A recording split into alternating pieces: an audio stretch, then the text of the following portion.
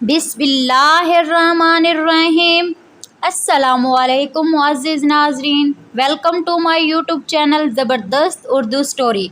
कुंवारी माँ एपिसोड 2। जब रुमान साहब की लाख कोशिशों के बावजूद समिया इसकी तरफ माइल ना हुई तो रुमान साहब को एक और तरकीब सूझी। एक दिन मौका देखकर रुमान साहब ने सुमेरा मैडम से बात की। मुझे समिया बहुत पसंद है और मैं इससे शादी करके इसका सहारा बनना चाहता हूँ। ये बात सुनकर सुमेरा मैडम बहुत खुश हुई और रुमान के फ़ैसले को सराहा कि तुमने बेहतरीन फ़ैसला किया, लेकिन क्या तुम्हारे घर वाले इस रिश्ते के लिए मान जाएंगे? तुम तो अपने ख़ानदान वालों को जानते हो ना, वो कितने मगरूर हैं। मुझे नहीं लगता कि वो समिया जैसी गरीब और बेसहारा लड़की से तुम्हारा रिश्ता करने पर राज़ी हो जाए। ये सुनकर रुमान कुछ देर के लिए सोच में पड़ गया और फिर खामोशी तोड़ते हुए बोला कि आंटी पहले आज समिया से बात कर लें। अगर वो इस रिश्ते के लिए राज़ी हैं तो फिर मैं अपने घर वालों से बात करूंगा और किसी न किसी तरह उन्हें ज़रूर मना लूँगा। आप मेरी फ़िक्र ना करें, अगर वो लोग ना माने तो मैं कोई और हल निकाल लूँगा, मगर मैं समिया से शादी ज़रूर करूँगा। ये सुनकर सुमेरा मैडम एक ठंडी आह भरते हुए कहने लगी, ठीक है रुमान बेटे, अगर तुम्हें इतना ही खुद पर यकीन है तो मैं समिया से ज़रूर बात करूँगी। मुझे पूरा यकीन है कि समिया भी इस रिश्ते पर राज़ी हो जाएंगी और तुम्हारे साथ बहुत खुश रहेंगी। आंटी सुमेरा की बात सुनकर रुमान भी बहुत खुश हो गया और कुछ दिन बाद वापस आने का कहकर ऑफिस से बाहर निकलने लगा। जाते जाते वो एक बार फिर वापस मुड़ा और सुमेरा मैडम से मुखातिब होते हुए बोला, आंटी मुझे जवाब हाँ में चाहिए। शाम को सुमेरा मैडम ने समिया को अपने रूम में बुलाया और रुमान की बात समिया के सामने रख दी और कहा, जब बात चल ही निकली है तो मैं सारी हकीकत खोलकर तुम्हारे सामने रखना चाहती हूँ ताकि तुम्हें फ़ैसला करने में आसानी रहे। मैडम ने उसे बताया कि रुमान की माँ इसके बचपन में ही फौत हो गई थी। इसके अब्बू ने रुमान की माँ के वफ़ात होने के बाद दूसरी शादी कर ली। रुमान तो बहुत अच्छा लड़का है, मगर इसके माँ बाप थोड़े सख्त मिजाज लोग हैं। रुपये पैसे की उन्हें कोई कमी नहीं है। पूरे पाकिस्तान में इनके कारोबार हैं। इनका पूरा ख़ानदान इकट्ठे ही रहता है। ये लोग थोड़ा मजहबी रुझान भी रखते हैं। रुमान की इसकी पहली बीवी से तलाक हो चुकी है, इसके बच्चे भी हैं। मेरे हिसाब से तो अच्छा घराना है और तुम यहाँ बहुत खुश रहोगी। वीडियो अच्छी लगे तो वीडियो को लाइक कर दें, लेकिन इनके साथ ज़िंदगी तुमने ही गुजारनी है, इसलिए ये फ़ैसला मैं तुम पे छोड़ती हूँ। तुम्हारा जो भी फ़ैसला होगा मुझे मंजूर होगा। सुमेरा मैडम की बात सुनकर समिया बहुत परेशान हो गई। समिया की परेशानी को भांपते हुए सुमेरा मैडम ने समिया को बताया कि तुम किस किस्म की परेशानी में मुब्तला ना हो। मैं तुम्हें सोचने का वक्त देती हूँ, अच्छी तरह से सोच लो। ऐसे रिश्ते बार बार नहीं आया करते। बाज़ औक़ात हालात ऐसे हो जाते हैं कि लड़कियों को निभा करना ही पड़ता है। इस तरह की मज़ीद अच्छी कहानियाँ देखने के लिए हमारे चैनल को ज़रूर सब्सक्राइब करें। अगर तुम रिश्ते के लिए हाँ करती हो तो मैं तुम्हारी शादी का सारा ख़र्चा खुद उठाऊंगी और तुम्हारे मुस्तक़बिल में एक माँ की तरह तुम्हारे हर मामले में तुम्हारे साथ खड़ी रहूँगी। तुम्हें कभी भी मेरी ज़रूरत पेश आए तो बिला खौफ मेरे पास चली आना। मैं हर तरह से तुम्हारे साथ खड़ी रहूँगी। चलो अब तुम जाकर आराम करो और अच्छी तरह सोच लो। जो तुम्हें बेहतर फ़ैसला लगे मुझे इससे आगाह कर देना। ये थी कुंवारी माँ की दूसरी किस्त। वीडियो अच्छी लगे तो वीडियो को लाइक कर दें। ये रात समिया पर बहुत भारी थी। उसे अपनी ज़िंदगी का एक अहम फ़ैसला करना था। आज उसे अपनी बहन गज़ाला की याद शिद्दत से सता रही थी। समिया देर गए तक सोचती रही, लेकिन इसकी समझ में कुछ नहीं आ रहा था। आखिरकार इसने खुद को हालात के धारे पर छोड़ देने का फैसला किया। इसी तरह सोचते सोचते रात के किस पैर इसकी आंख लग गई, उसे पता ही नहीं था। अगले कई दिनों तक मैडम सुमेरा ने इस मामले पर कोई बात नहीं की। शायद मैडम सुमेरा इस बात का इंतज़ार कर रही थी कि समिया उन्हें खुद ही अपने फैसले से आगाह करेगी। लेकिन जब कई दिनों तक समिया ने मैडम को अपना फैसला नहीं सुनाया, तो आखिरकार मैडम सुमेरा ने खुद ही समिया से पूछ लिया। समिया ने मैडम से कहा, मैडम, जब मेरे पास कोई सहारा नहीं था तो आपने ही मुझे सहारा दिया। आपने एक माँ की तरह मेरा ख्याल रखा। मेरे पास तो आपके सिवा और कोई नहीं जिससे मैं मशवरा कर सकूं। अब आपको मेरे मुतालिक जो बेहतर फ़ैसला लगे आप कर लें। मैडम समिया की बात सुनकर बहुत खुश हुई और समिया से कहा, जब रोमान आएगा तो मैं उसे तुम्हारे फ़ैसले से आगाह कर दूंगी। अभी तो इसने अपने माँ बाप को भी राज़ी करना है। अल्लाह ताला से दुआ करती हूँ कि तुम्हारे नसीब अच्छे करे। इस तरह की कहानियाँ देखने के लिए हमारे चैनल को प्लीज़ ज़रूर सब्सक्राइब करें।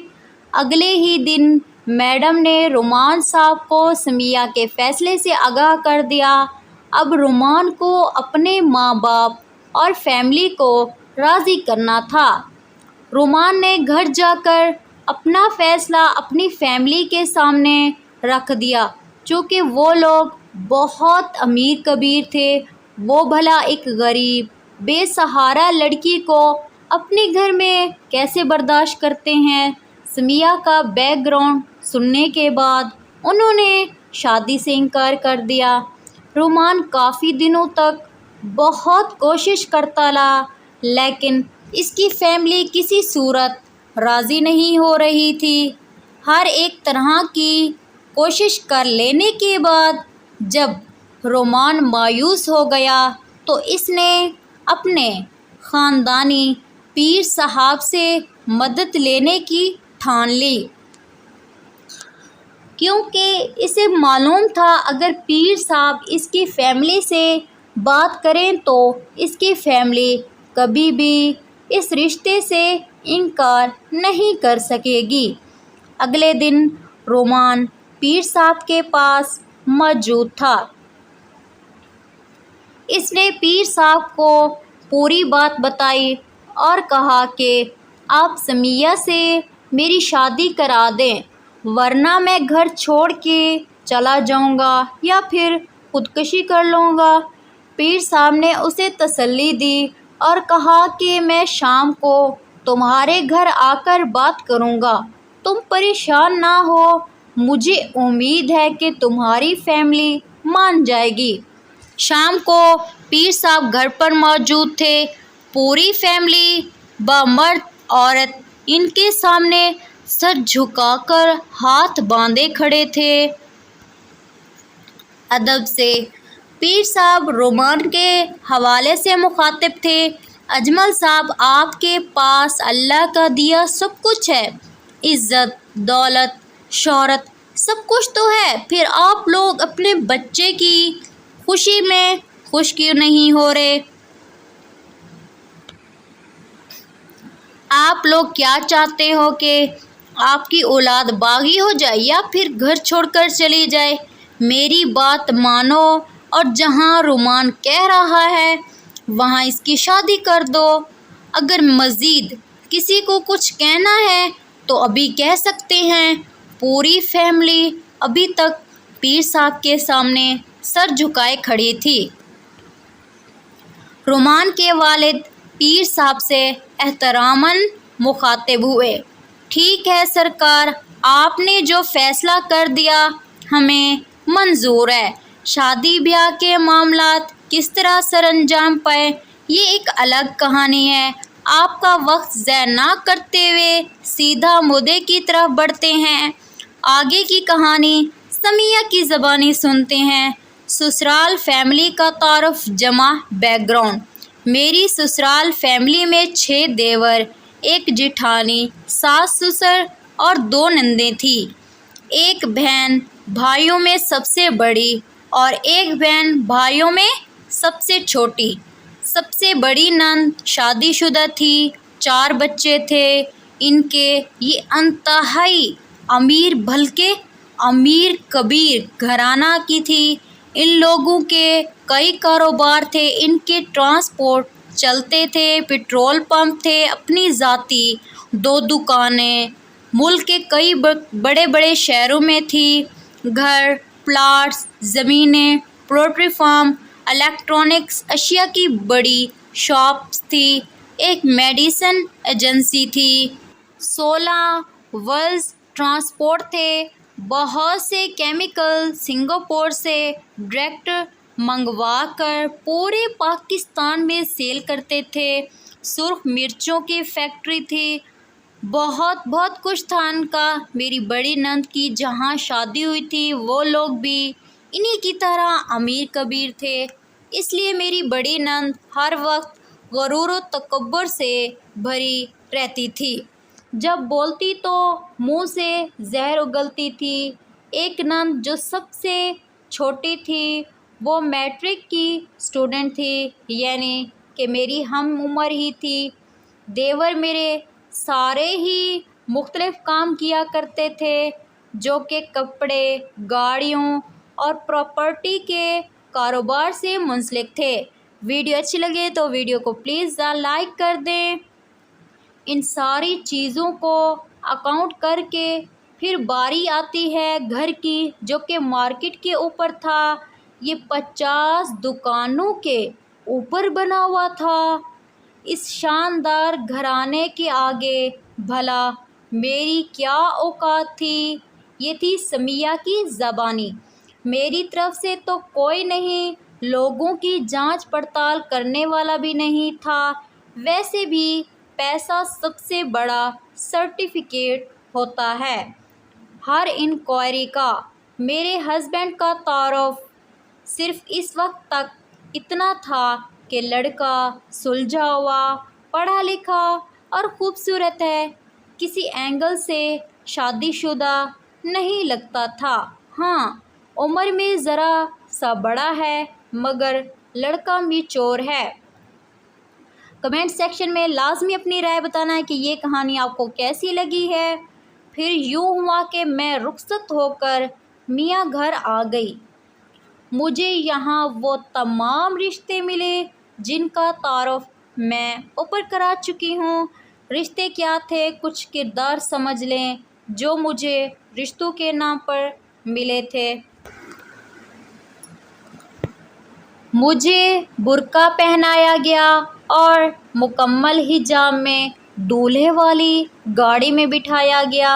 जिस गाड़ी में रुखसती हुई इसमें मेरा दूल्हा नहीं था, मेरे जेठ जी गाड़ी ड्राइव कर रहे थे। ये बात मुझे कई दिनों बाद पता चली।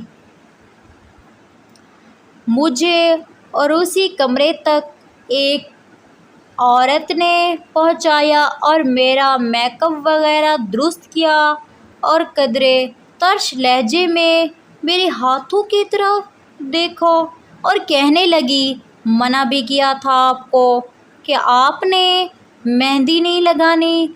हमारे पीर साहब ने सख्ती से हुक्म फरमाया था लाल जोड़ा नहीं पहनाना और मेहंदी नहीं लगानी, मगर आपने नहीं मानी हमारी बात। सब फैमिली वाले तरह तरह की बातें कर रहे हैं, पता नहीं अब क्या होगा।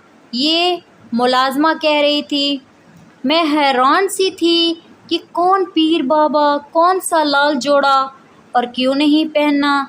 फैमिली वाले طرح طرح کی باتیں کیوں کر رہے ہیں، وہ بھی طرح طرح کی؟ کیا کوئی ایک نائی نویلی دلہن سے ایسے کہتا ہے؟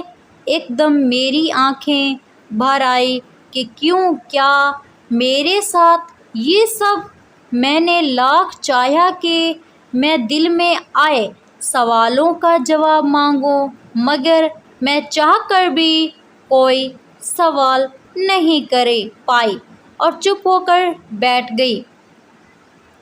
وہ خاتون جلدی سے کمرے سے باہر نکل گئی۔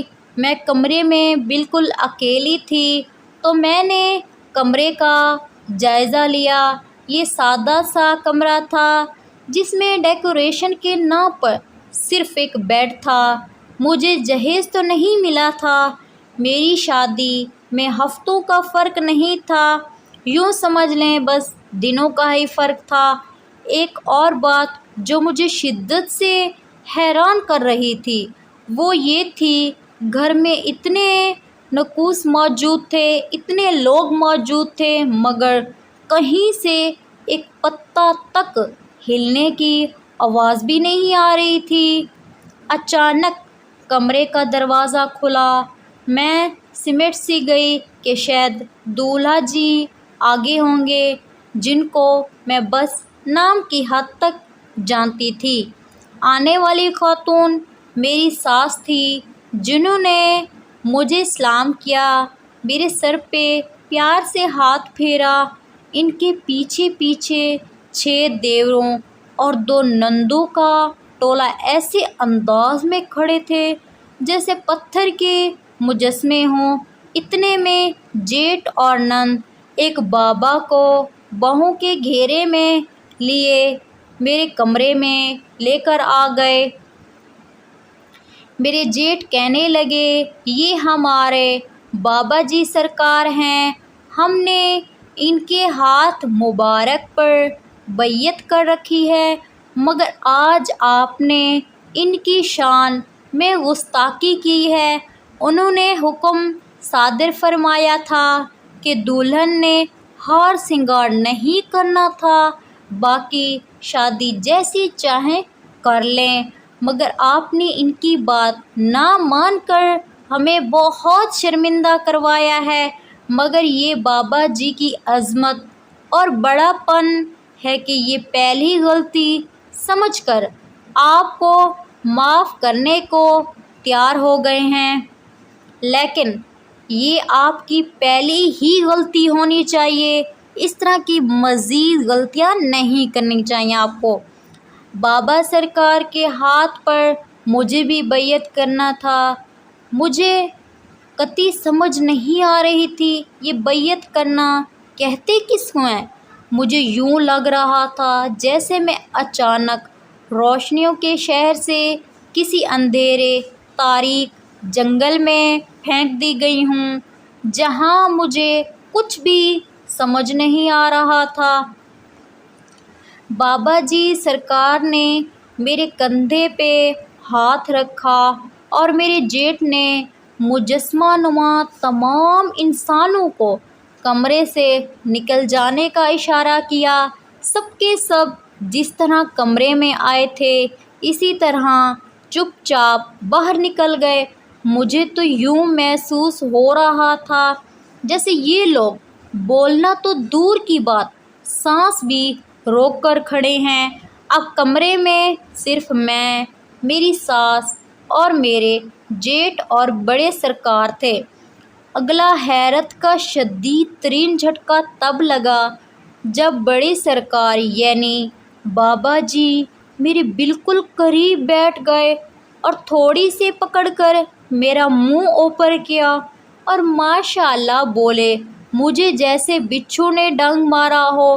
چیخ نکلتے نکلتے رک کے کہ کہیں میری شادی اس بوڑھے سے تو نہیں ہو گئی، کیونکہ خامد نام کا کوئی شخص وہاں موجود تھا ہی نہیں۔ بابا نے کہا، ڈرو نہیں گڑیا، ہم سب تمہارے اپنے ہیں۔ بابا نے مجھے کہا کہ میرے ہاتھ پر اپنا ہاتھ رکھو۔ نہ چاہتے ہوئے بھی مقناطیسی انداز میں میرا ہاتھ بابا سرکار کے ہاتھ میں تھا۔ بابا سرکار نے مہندی لگے ہاتھوں کو پرجلال انداز میں دیکھا اور کہا کہ آئندہ مہندی نہ دیکھوں میں آپ کے ہاتھوں پہ۔ دل سے پھر آواز ابھری، کیا میری شادی اس بڈھے سے تو نہیں ہو گئی؟ اگر نہیں تو پھر میرا دولہا کہاں ہے، کہاں گیا ہے؟ میری اپنی ہی سوچ تھی جو مجھے اس بھیکناک حقیقت سے تھوڑی تھوڑی دیر بعد نکال لیتی تھی۔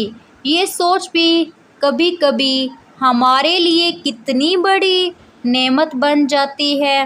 بابا جی کی آواز نے مجھے چونک دیا۔ 6 کلمے دہرانے ہیں میرے ساتھ ساتھ۔ میں نے کلمہ طیبہ پڑھنا چاہ رہی تھی مگر کلمہ منہ سے نکل ہی نہیں رہا تھا کہ میری جیٹھ، میری ساس اور بابا نے کلمہ طیب پڑھا۔ میری بھی زبان پر کلمہ جاری ہو گیا اور پھر مجھے 6 کلمے پڑھوائے گئے۔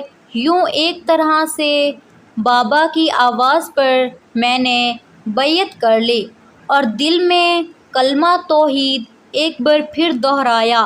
بابا کے مطابق اب میں پاک ہو چکی تھی اور اپنی سسرال فیملی کے قابل تھی، ورنہ جس لڑکی کو کلمہ تک نہ آتا ہو وہ بھلا کیا پاک ہوگی؟ بابا جی نے اگلا حکم نامہ جاری کیا کہ رومان صاحب جو کہ میرے ہسبینڈ تھے 2 دن تک بابا سرکار کے ساتھ ہی قیام کریں گے، کیونکہ میک اپ مہندی کی صورت میں جو کبیرہ گناہ میں نے کیا تھا اس کی معافی کے لیے میرے شوہر کو 2 دن مجھ سے دور رہنا ہوگا۔ تب جا کر مجھے تسلی ہوئی، میرا خامد یہ بڈھا نہیں رومان ہی ہے۔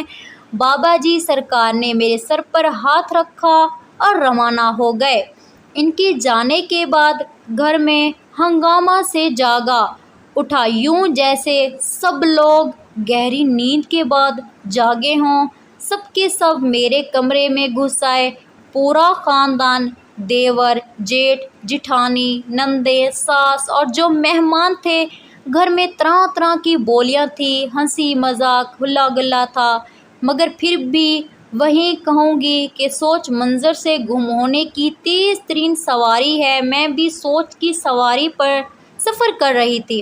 یہ میری سہاگ رات تھی جہاں بیک وقت میں کئی سالوں پر محیط زندگی جی رہی تھی۔ جو نہیں دیکھا تھا وہ بھی دیکھ لیا اور عربی کلموں کو دہرا کر پڑھوا کر مسلمان بھی کر دی گئی تھی، دینیات سے متعارف کروائی گئی تھی، پلیتی تھی، پاک کر دی گئی تھی۔ کیا یہ ہوتی ہے شادی جہاں دولہا تک موجود نہیں تھا، جہاں پھول تھے نہ خوشبو نہ رنگ و نور کی برسات تھی؟ میں تھی اور میری سوچیں تھیں۔ تھوڑی دیر پہلے کیا ہوا کچھ سمجھ نہیں آ رہا تھا، یا میں سمجھ کر بھی سمجھنا نہیں چاہ رہی تھی، مگر کون جانتا تھا کہ تقدیر میرے قریب کھڑی میرے حالات زر پر ایک اور کہکا لگانے کو تیار تھی۔ 2 بچے لیے میری سوتیلی ساس آئی اور مجھ سے تعارف کرواتے ہوئے بولی، بچوں تم لوگوں کی نائی ماما آ گئی ہے۔ میرے سر پر گویا کسی نے بم پھوڑ دیا تھا، یا آسمان گرا تھا، کوئی زمین پھٹی تھی، بونچل آیا تھا، یا طوفان کی زد میں میری نازک عزت تھی۔ بچے مجھے اجنبی نظروں سے دیکھ رہے تھے۔ پہلا بچہ 5 سال کا تھا اور دوسرا 2 سال کا تھا۔ جو بچہ 2 سال کا تھا اسے میری گود میں ڈال کر سب بھنگڑ ڈالنے لگے، سب تالیاں بجا رہے تھے۔ میں پتھر کا بت بنی بچے کو گود میں لیے ساکت بیٹھی تھی۔ بچہ شور کی وجہ سے رونے لگا، مجھے سمجھ نہیں آ رہی تھی کیا کروں۔ کوئی روتے ہوئے بچے کی طرح دھیان نہیں دے رہا تھا کہ میرے گھٹنے جو کچھ پل پہلے ساکت تھے ایک دم سے ہلنے لگے، جیسے بچے کو بہلا رہی ہوں۔ مجمع میں ایک خاتون کی آواز گونجی، اوئے ہوئے بڑا تجربہ ہے بچے سنبھالنے کا۔ ایک اور آواز گونجی، چھوٹے گھر کی لڑکیاں تجربہ دار ہوتی ہیں، پھر سے کہہ کے گونجے، اور میرے دل نے شدت سے دعا کی، یا اللہ رحم۔ اس کہانی کنواری ماں کی تیسری قسط آپ کو نئی ویڈیو میں ملے گی، تب تک انتظار کیجیے۔ آپ سے گزارش ہے کہ اس طرح کی مزید کہانیاں دیکھنے کے لیے ہمارے چینل کو سبسکرائب کر دیں، اور اگر ویڈیو اچھی لگے تو ویڈیو کو لائک کر دیں۔ دوسری ویڈیو تک کے لیے اللہ حافظ۔